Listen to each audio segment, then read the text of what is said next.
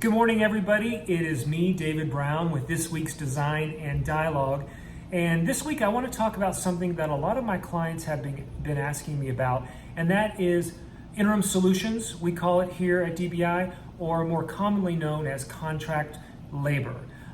Just a quick definition, contract labor is labor that comes onto a project or comes into your firm under a 1099, which is a government tax document that simply states that the person doing the work is getting paid by you, but is not your employee, and that person doing the work is then responsible for paying their own taxes. On the other side of that is a full-time employee under a W-2, which means they are your employee and you pay some of their taxes.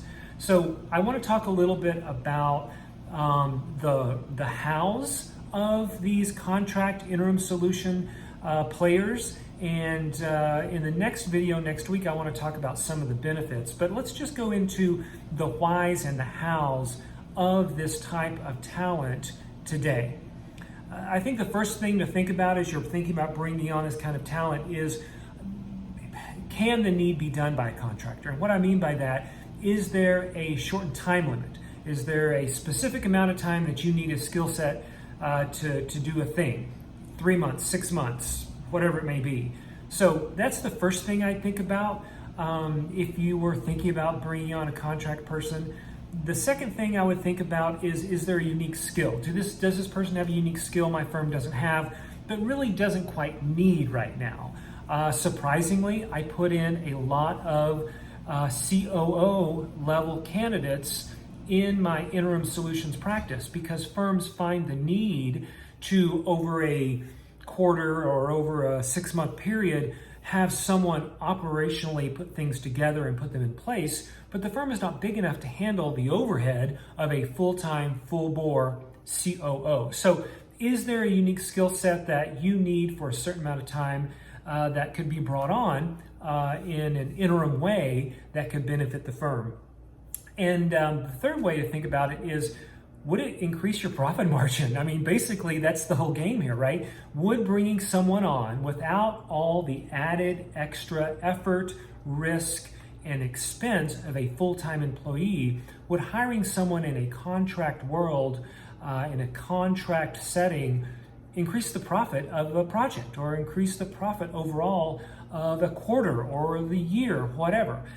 IT firms, Microsoft, Amazon, they've got this down. They understand wholly and completely the huge benefit that contract talent plays in their bottom line.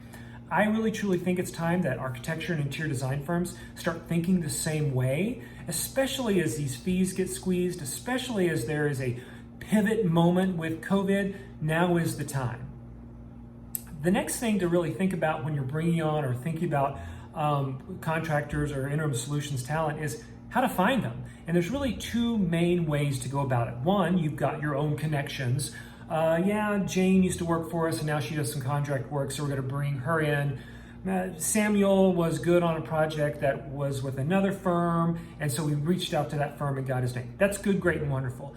It is also inefficient and labor intensive, which negates the fast and efficient process that the contractor is supposed to bring to the project.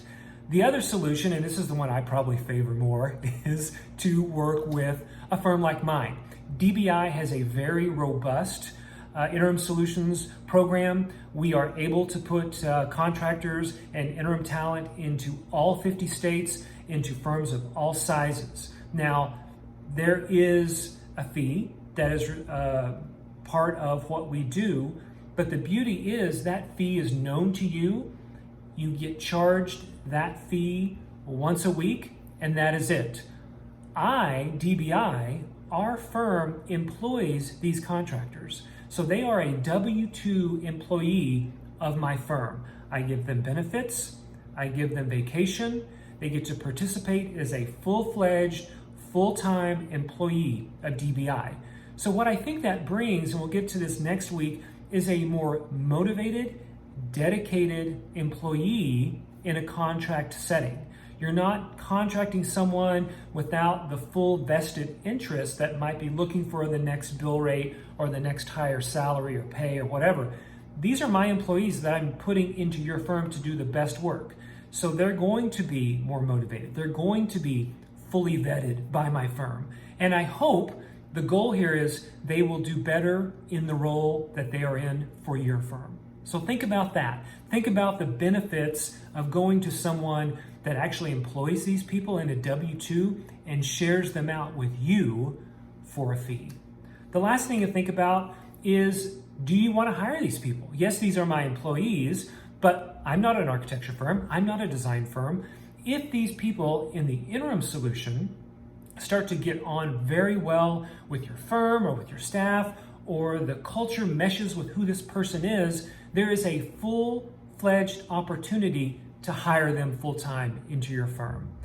I don't have any rights or responsibilities to these people other than that they're my employee, but if they choose to go and find a full-time employment with your firm, I encourage that. That is what some of these people want to do when they come and work contract for DBI. And so I think it is a very efficient way to find out who the best talent might be for your firm.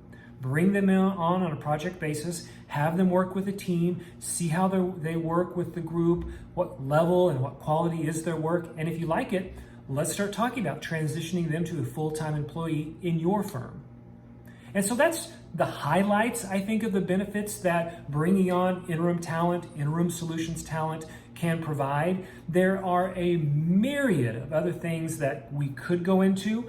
Next week, I want to distill some of those down into maybe the top 3 or 4. So as you start to think in Q4 what 2021 is going to look like for your firm, you can have a really good understanding of what interim solutions talent could mean to the bottom line, to the productivity, and to the end happy clients that you look for in your firm. That's all today. I hope this has been informative, if a little longer than my usual ones, but this is definitely something I get very excited about. If you have questions, if you have comments, share them below or reach out to me directly. I'm happy to talk through some of these things, how these things have helped firms in the past, case studies. I've got it all to share, and I'm happy to do so. That's all, everybody. Until next week, have a great weekend, and I'll see you soon. Bye.